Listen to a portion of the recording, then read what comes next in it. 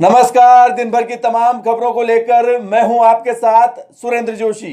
आप देख रहे हैं हलचल न्यूज। बुलेटिन की शुरुआत करें उससे पहले देखिए आज की हेडलाइंस।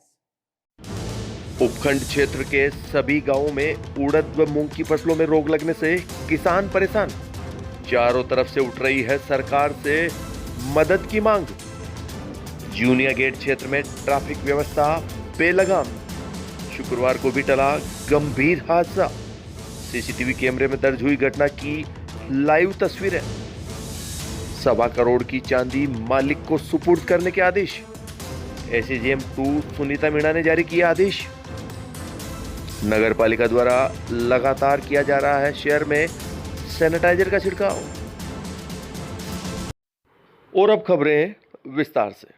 उपखंड क्षेत्र के लगभग सभी गांवों में इन दिनों किसान उड़द व मूंग की फसल में रोग लगने से बेहद परेशान है और चारों तरफ से किसान सरकार से मदद की गुहार कर रहे हैं।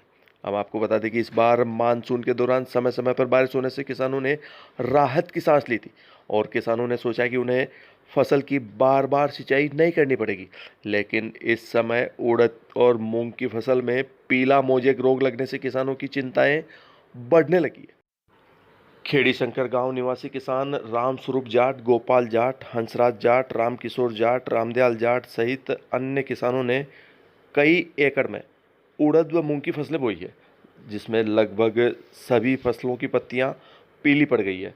किसानों का कहना है कि पहले 1-2 पौधों में पीली पत्तियां दिखाई दी थी, लेकिन अब पूरे खेत में रोग फैल गया है और सारी फसलें चौपट होने के कगार पर पहुंच गई है। इधर पौधों के पीलेपन के बारे में कृषि वैज्ञानिकों का कहना है कि पौधों में पीलापन पीला मोजेक बीमारी की वजह से होता है, जो एक विषाणु जनित बीमारी होती है। इसके शुरुआत एक पौधे से होती है, धीरे धीरे पूरे खेत में फैल जाता है। ऐसे में अगर बारिश लगातार हो रही हो तो पौधे पर कोई असर नहीं होता। अगर 2-3 दिनों के अंतराल पर वर्षा होती है तो सफ़ेद मक्खी का डर रहता है। हम आपको बता दें कि पीला मोजेक रोग सफ़ेद मक्खी द्वारा फैलता है। मक्खी एक रोगग्रस्त पौधे की पत्ती पर बैठती है और मक्खी जब दूसरे पौधे पर बैठती है तो पूरे खेत में संक्रमण फैल जाता है। कृषि वैज्ञानिकों की माने तो बुआई के समय ही सही बीजोपचार और उन्नत बीज के चयन से पौधों को इस संक्रमण से बचाया जा सकता है। उनका यह भी मानना है कि अगर एक पौधे में संक्रमण हो तो उस पौधे को उखाड़ कर खेत से दूर जमीन में गाड़ देना चाहिए। ऐसे में पौधों में संक्रमण फैलने की संभावनाएं खत्म हो जाती है। हमारे खेत के अंदर बिल्कुल फसल खराब हो चुकी है और 1% भी फसल नहीं बची है। बरसात की वजह से मान दो या मौसम की वजह से मान दो या कोरोना की वजह से मान दो, बिल्कुल इसमें भी कोरोना जैसा ही काम हो गया है। पूरी फसल बर्बाद हो चुकी है। पूरी फसल बर्बाद हो चुकी है, 1% भी नहीं बची काश्तकार की। बछर कणके की वो कर दिया है, पूरी फसल खत्म हो चुकी है, 1% भी नहीं बचा है। और सरकार से अपील करें आप लोग कि काश्तकारों को मुआवजा दिलाने की कोशिश करें। और इधर नवसर्जित ग्राम पंचायत सदारी के गांव नया गांव मालियों के कई किसानों ने उपखंड अधिकारी के नाम ज्ञापन देकर किसानों को फसल खराबे की राशि का मुआवजा दिलाने की मांग की है। बढ़ते अगली खबर की ओर। शहर के जूनिया गेट क्षेत्र में शुक्रवार को दोपहर एक दुपहिया वाहन चालक बेतरतीब ट्रैफिक व्यवस्था की भेंट चढ़कर एक गंभीर हादसे का शिकार होते होते बाल बाल बच गया। दरअसल शुक्रवार को दोपहर एक दुपहिया वाहन चालक जयपुर रोड की ओर से केकड़ी शहर की ओर आ रहा था। इसी दौरान जूनिया गेट क्षेत्र में पीछे की ओर से तेज रफ्तार से आ रहा एक लोडिंग टेम्पो ने दुपहिया वाहन चालक को अपनी चपेट में ले लिया, जिससे वाहन चालक स्कूटर सहित सड़क पर गिर गया। गनीमत यह रही कि इस हादसे में टेम्पो चालक ने भी तुरंत अपनी गति पर नियंत्रण कर लिया, अन्यथा मौके पर गंभीर हादसा घटित हो सकता था। इस घटना के बाद मौके पर कई लोगों की भीड़ जमा हो गई। बाद में जैसे तैसे दुपहिया वाहन चालक अपना स्कूटर लेकर वहां से रवाना हो गया। इस हादसे की तस्वीरें जूनिया गेट पर स्थित साइबर प्लानेट के कैमरे में दर्ज हो गई।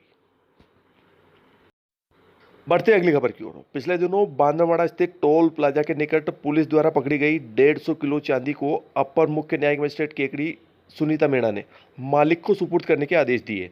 हम आपको बता दें कि पिछले दिनों बांद्रावाड़ा पुलिस टोल प्लाजा के पास गश्त कर रही थी। इसी दौरान पुलिस ने एक गाड़ी को रुकवाया और तलाशी ली, जिसमें 150 किलोग्राम चांदी मिली थी, जिसकी कीमत 1.25 करोड़ रुपए थी।